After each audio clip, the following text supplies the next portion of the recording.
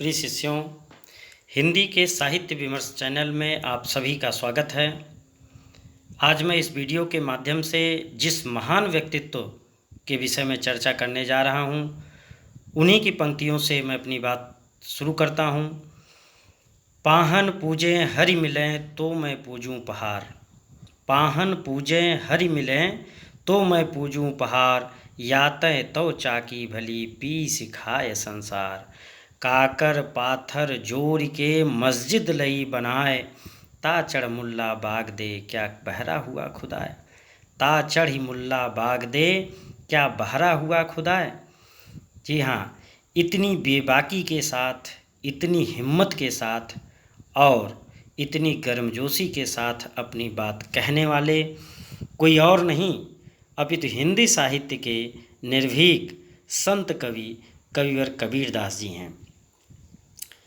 जी हाँ प्रिय शिष्यों, जाति पाति, ऊंच नीच, माला जप तप आदि अनेकानेक सामाजिक विषमताओं और विडंबनाओं पर अपने काव्य के कुठार से कठोर प्रहार करने वाले हिंदी साहित्य के प्रखर वक्ता एवं बाणी के डिक्टेटर संत कबीरदास जी ने जीवन पर्यंत सामाजिक और जो धार्मिक विद्वेष रहा है उसको विनष्ट करने के लिए जीवन भर उन्होंने प्रयत्न किया। अब प्रस्तुत है उनकी जीवनी। संत कबीरदास जी की जन्मतिथि के विषय में एक दोहा प्रचलित है, ये आप लोग अपनी पुस्तकों में पढ़े भी होंगे कि 1455 साल गए चंद्रवार एक ठाठ ठय, जेठ सुदी बरसाइत को पूर्णमासी प्रकट भय। 1455 साल गए। इस दोहे के आधार पर कबीरदास जी का जन्म वर्ष जो कुछ विद्वानों द्वारा माना गया है संवत 1455 ईस्वी में, और अगर इसको सन में परिवर्तित किया जाए सन और ईस्वी में तो 1398 ईस्वी आता है, काशी में माना जाता है। प्रिय शिष्यों, अगर संवत आप लोगों की पुस्तकों में दिया रहता है, संवत अगर है 1455, उसमें यदि हम 57 वर्ष घटा देते हैं तो हमें सन और ईस्वी में वह तिथि पता चल जाती है। यानी अगर संवत दिया गया है और आपको सन और ईस्वी में उसको परिवर्तित करना है तो 57 वर्ष आप उसमें से घटा देंगे तो वो ईस्वी में आ जाएगा, सन और ईस्वी में आ जाएगा। तो कबीरदास जी का जन्म 1398 ईस्वी में काशी में हुआ था। इनके जन्म के संबंध में कहा जाता है कि स्वामी रामानंद के आशीर्वाद से एक विधवा ब्राह्मणी को पुत्र की प्राप्ति हुई, परंतु उसने लोक लज्जा के भय से उन्हें काशी के लहरतारा नामक तालाब के किनारे छोड़ दिया था। वहाँ नीरू और नीमा नामक जुलाहा दंपति, नाम याद रखें, नीरू और नीमा नामक जो जुलाहा दंपति थे उन्हें उठा लिए और उनका पालन पोषण किए। कबीरदास जी पढ़े लिखे नहीं थे, परंतु उन्हें आत्मज्ञान था।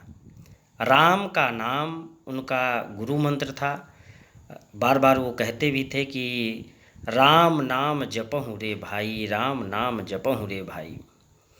और जब वे एक चित्त होकर के गाते थे तो कविता सहसा ही उनके मुख से निकल पड़ती थी, कोई बनावटीपन उनमें नहीं था। डॉक्टर हजारी प्रसाद द्विवेदी जी कबीरदास जी को बाणी के डिक्टेटर के रूप में कहते हैं, उनको मानते हैं। डॉक्टर हजारी प्रसाद द्विवेदी जी उनको बाणी के डिक्टेटर कहते हैं, और वो इसलिए कहते हैं क्योंकि कबीरदास जी जिस भाषा को जिस रूप में और जैसा चाहा जब चाहा वैसा ही मोड़ करके तोड़ करके उस भाषा को वैसा ही प्रस्तुत कर दिए और वही भाषा मानक बन गई। इसीलिए कबीरदास जी को बाणी का डिक्टेटर डॉक्टर हजारी प्रसाद द्विवेदी जी उनको कहते हैं। कबीरदास जी के गुरु का नाम स्वामी रामानंद था, और इनका शिष्यत्व पाने के बाद ही कबीरदास जी में संत स्वभाव विकसित होने लगा। अब कबीरदास जी का देहावसान। कबीरदास जी ऐसा माना जाता है कि लगभग 120 वर्ष की आयु में संवत 1575 विक्रमी, अब यहाँ भी संवत दिया गया है तो संवत 1575 विक्रमी, अब इसमें से 57 वर्ष अगर हम घटाएंगे तो सन 1518 ईस्वी में कबीर का देहांत मगहर में हुआ था। मगहर का जो चित्र है ये आप लोगों के स्क्रीन के सामने आप लोग देखें, ये मगहर का चित्र है, गोरखपुर से थोड़ी दूर पर ही स्थित है। और जीवन के अंतिम दिनों में वे यहाँ मगहर चले आए थे। उन्होंने इस अंधविश्वास का खंडन करना चाहा कि मगहर में मरने से प्राणी नरक को जाता है, ऐसा अंधविश्वास था। और इसी अंधविश्वास को तोड़ने के लिए जीवन भर काशी में रहने वाले कबीरदास जी अंतिम क्षणों में, अंतिम दिनों में वो मगहर चले आते हैं। और एक दोहा भी प्रचलित है कि संवत 1575 कियो मगहर को गौन, माघ सुधी एकादशी रल्यो पौन में पौन, यानी 1575 ईस्वी में विक्रमी संवत में उनका निधन हुआ था। अब आगे उनकी रचनाएं कबीरदास जी की जो रचना है उसको जो रूप दिया गया है वो बीजक के नाम से जाना जाता है। आप लोग ये जानते हैं कि कबीरदास जी पढ़े लिखे नहीं थे और उन्होंने इस बात को स्वीकार भी किया है और कहा है कि मसी कागद छुयो नहीं, कलम गही नहीं हाथ। तो कभी भी मसी, कागद और कलम ये कभी भी वो छुए नहीं, लेकिन अपने स्वानुभूत तथ्यों के आधार पर, अपने अनुभव के आधार पर जो उन्होंने कहा उसको उनके शिष्यों ने लिख लिया और वही बाद में चल करके बीजक के रूप में प्रसिद्ध हुआ। बीजक के 3 भाग हैं, साखी, शबद और रमैनी। अब एक एक के विषय में हम लोग यहाँ पर जानेंगे, साखी के विषय में, शबद के विषय में और रमैनी के विषय में। साखी वास्तव में कबीर के जो स्वानुभूत तथ्यों से संबंधित दोहों का संकलन है। ये जो उनका अनुभव रहा है, अपनी आँखों से देख करके, समझ करके, अनुभव करके जो उन्होंने लिखा है, जो कहा है, वो साखी में संकलित है। इसमें उनकी शिक्षा एवं सिद्धांतों का निरूपण हुआ है। वास्तव में कबीर की जो कविता है वो न वेद है, न उपनिषद है, न ब्राह्मण है, न अरण्य है और ना ही कोई शास्त्र। कबीर के जीवन के समाज का जो परिवेश था उसके साक्ष्य का एक प्रमाण है। इसी अनुभव के ईमानदारी का नाम साखी है, जहाँ कबीर अकेले नहीं हैं, भले ही उनके साथ किसी महापुरुष या ब्राह्मण का चरित्र या गाथा नहीं है। साक्षी स्वयं वह है, एक शब्द की व्याख्या आप सुन लें कि साक्षी स्वयं वह है जिसने स्वयं अपनी आँखों से तथ्य को या सत्य को देखा है। और साक्ष्य क्या है?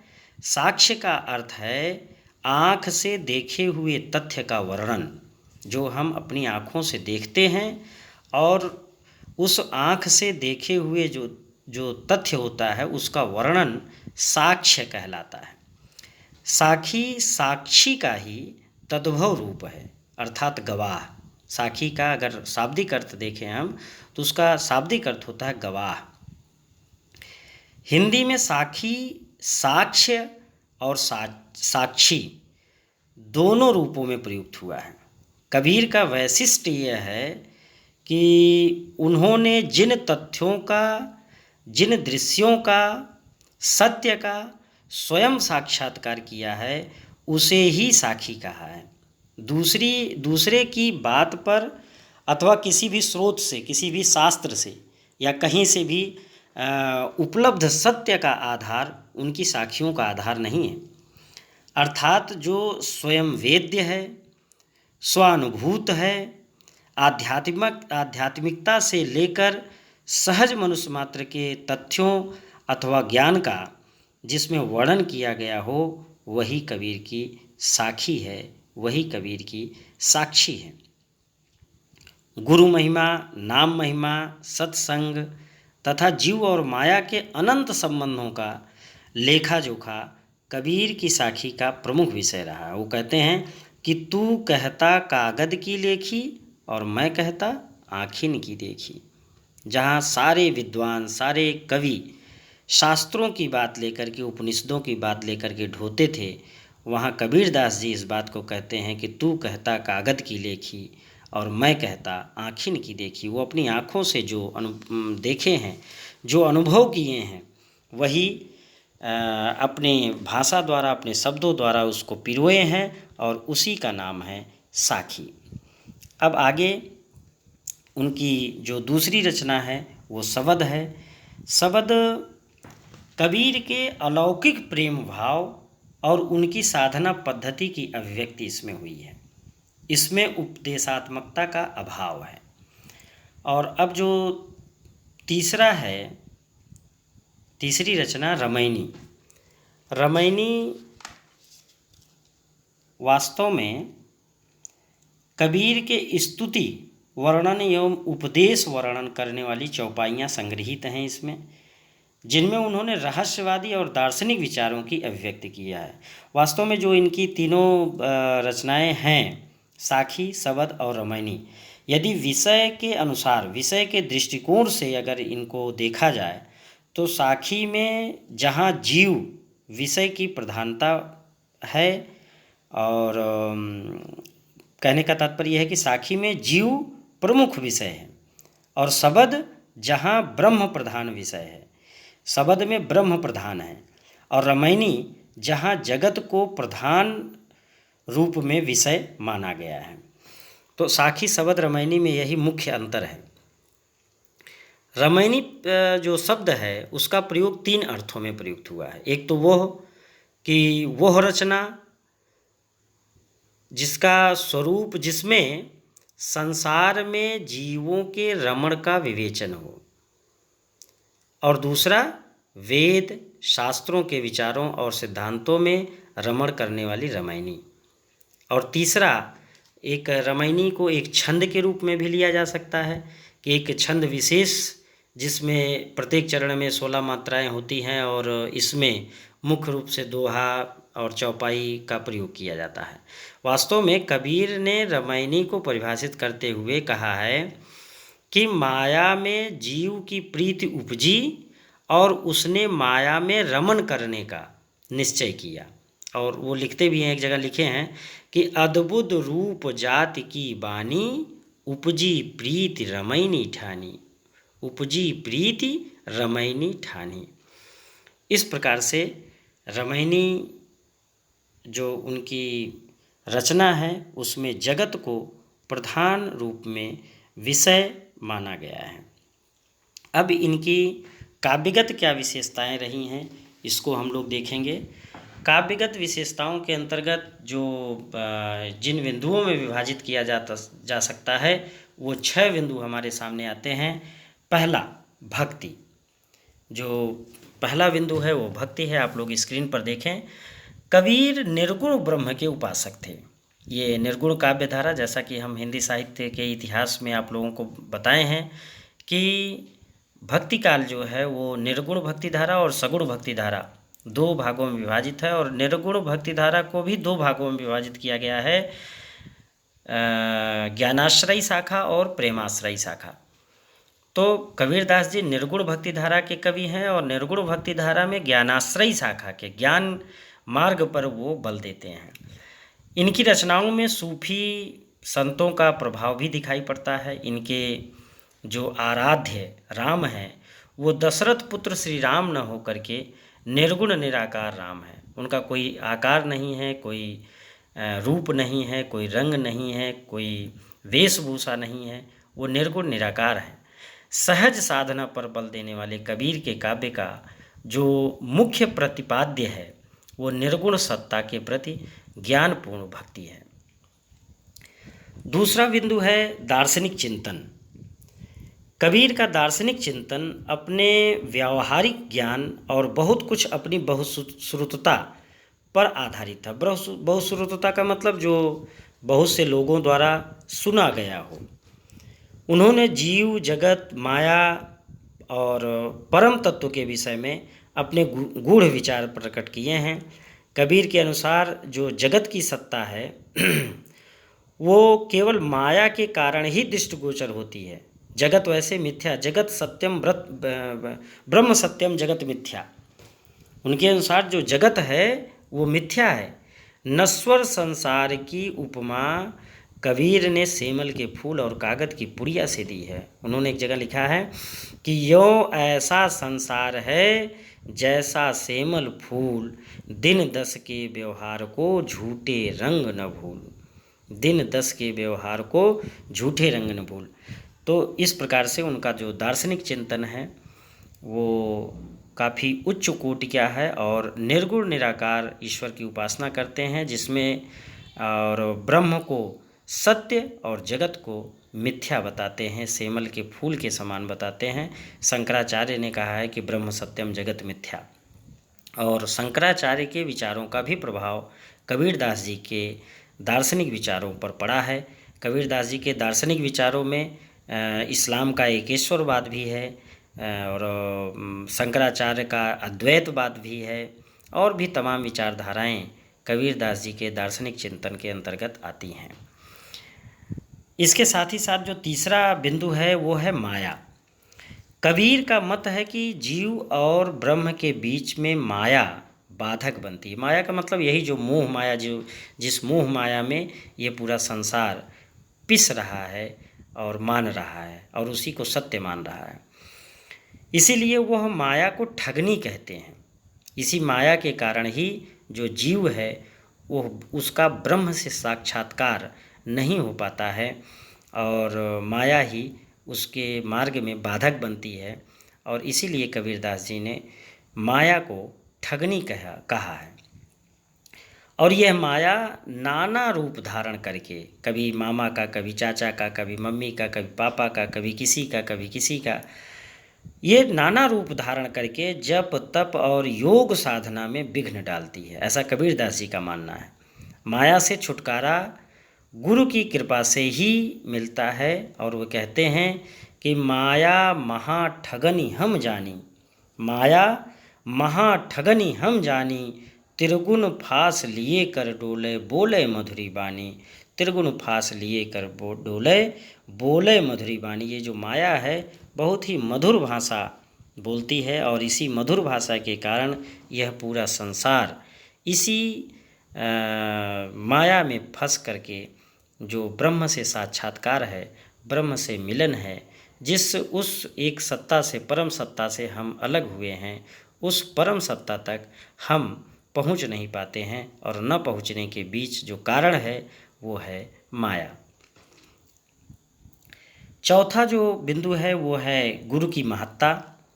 कबीर ने अपने काव्य में गुरु को विशेष महत्व दिया है।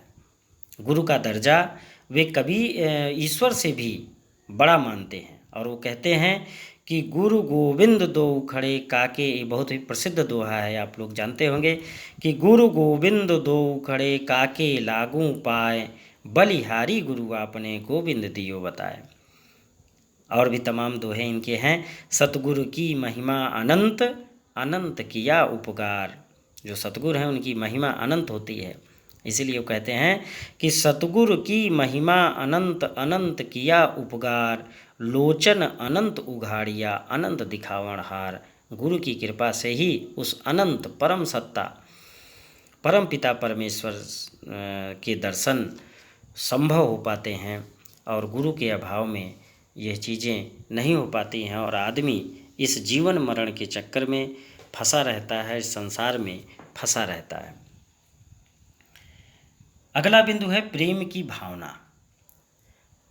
कबीर जी ने ईश्वर के प्रति अनन्य प्रेम को महत्व दिया है। वो कहते हैं कि ढाई आखर प्रेम का पढ़े सो पंडित हो। ढाई आखर प्रेम का पढ़े सो, जो ढाई अक्षर प्रेम का पढ़ ले वही पंडित है, वही ज्ञानी है। उनके अनुसार अपने अहंकार को मिटाकर ही ईश्वर को प्राप्त किया जा सकता है। वो कहते हैं कि जब मैं था तब हरि नहीं, अब हरि हैं मैं नाही।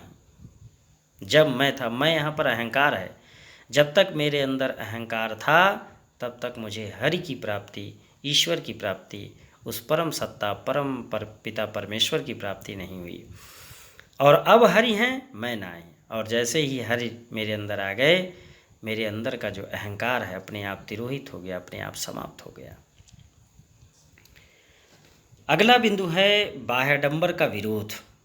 कबीर ने तत्कालीन सामाजिक जीवन में व्याप्त सांप्रदायिकता, अंधविश्वास, आडंबर, मूर्ति पूजा, जप तप, माला फेरना आदि का बहुत सारी ऐसी जो सामाजिक विडंबना थी, सामाजिक अंधविश्वास था, उसका उन्होंने घोर विरोध किया। मूर्ति पूजा का विरोध करते हुए, जैसा कि हमने भूमिका में बताया कि उन्होंने कहा है कि पाहन पूजे हरि मिले तो मैं पूजूं पहाड़, मैं पहाड़ पूज लूँ, या तय तो चाकी भली जाकी पीस खाए संसार। अब अगला जो है वो कला पक्ष से संबंधित जो विशेषताएं हैं उसको हम देखेंगे। कला पक्ष के अंतर्गत 3 बिंदु आते हैं। भाषा उनकी क्या है, शैली क्या है और अलंकार एवं छंद क्या है। भाषा के विषय में पहले हम चर्चा करेंगे। कबीर पढ़े लिखे नहीं थे, अतः इनकी भाषा साहित्यिक नहीं हो सकी। उन्होंने अपने उपदेश के लिए व्यवहार में प्रयुक्त होने वाले जो सीधी सादी भाषा है उसी को चुना, जिसमें अरबी, फारसी, भोजपुरी, पंजाबी, बुंदेलखड़ी, ब्रज, खड़ी बोली आदि सभी शब्द मिल जाते हैं। इनकी भाषा को इसीलिए सभी भाषाओं का मिश्रण होने के कारण ही आचार्य रामचंद्र शुक्ल ने इनकी भाषा को पंचमेल खिचड़ी कहा या सधुकड़ी भाषा कहा। लेकिन भाषा पर उनका पूर्ण अधिकार था, इसीलिए डॉक्टर हजारी प्रसाद द्विवेदी ने इनको भाषा के डिक्टेटर के रूप में प्रतिष्ठित किया और कहा कि ये भाषा के डिक्टेटर हैं, और भाषा को जैसा जब चाहा उन्होंने वैसा अपने रूप में ढाल लिया। दूसरी जो विशेषता है वो शैली है। शैली में कबीर दास जी की जो शैली है, साखी एवं रामायणी कृतियों के संग्रहित पदों में मुक्तक शैली एवं शब्द में गीत शैली का प्रयोग दिखाई देता है। इनकी शैली मुख्यतः उपदेशात्मक, व्यंग्यात्मक और भावात्मक है। अलंकार एवं छंद, कबीर की रचनाओं में अलंकारों का प्रयोग स्वाभाविक रूप से हुआ है, क्योंकि कबीरदास जी पढ़े लिखे नहीं थे, शास्त्र ज्ञान नहीं था, व्याकरण का ज्ञान नहीं था, लेकिन सहज रूप से जो कविता बन गई और उसमें जो अलंकार और छंद आ गया वो अनायास था, सायास नहीं था। फिर भी उनके रचनाओं में उपमा, रूपक, अनुप्रास, दृष्टांत, अतिशयोक्ति आदि तमाम अलंकार आए हुए हैं। इन्होंने अपनी कृतियों साखी में दोहा, शब्द में पद एवं रामायणी में चौपाई छंदों का प्रयोग किया है। अब हम देखेंगे कि कबीरदास जी का साहित्य में क्या स्थान है और उनकी प्रासंगिकता क्या है। कबीर की जो सामाजिक संवेदना है, कबीर की सृजनात्मकता है, कबीर द्वारा सत्य की खोज, अनुभूति की उदात्तता और विराट की चेतना का मतलब ब्रह्म की जिज्ञासा और सामाजिक विसंगतियों पर जो पैनी नज़र है, ये सब बातें मिल करके ही कबीरदास जी को समस्त हिंदी साहित्य के इतिहास में सभी कवियों में शीर्ष स्थान पर अधिष्ठित करती हैं। और मानव सभ्यता जब तक है तब तक कबीर समसामयिक और प्रासंगिक बने रहेंगे। वास्तव में कबीर हिंदी साहित्य के अनमोल रत्न हैं। वास्तव में कबीर जी परम योगी, महान चिंतक, महान विचारक, सच्चे समाज सुधारक और सच्चे ईश्वर के साधक थे। इनकी बातें कर्ण कटु होते हुए भी सद्मार्ग की ओर ले जाने वाली होती हैं। इनके द्वारा जो प्रवाहित की गई ज्ञान गंगा है, आज भी सबको पवित्र करने वाली हैं। ये वास्तव में एक सच्चे संत थे, हिंदी साहित्य की श्रेष्ठतम विभूति थे। निर्गुण भक्तिधारा के पथ प्रदर्शक के रूप में कबीर का नाम सदैव स्वर्ण अक्षरों में अंकित रहेगा। इसी के साथ कबीरदास जी का जीवन परिचय एवं साहित्यिक परिचय संपन्न होता है। बहुत बहुत धन्यवाद।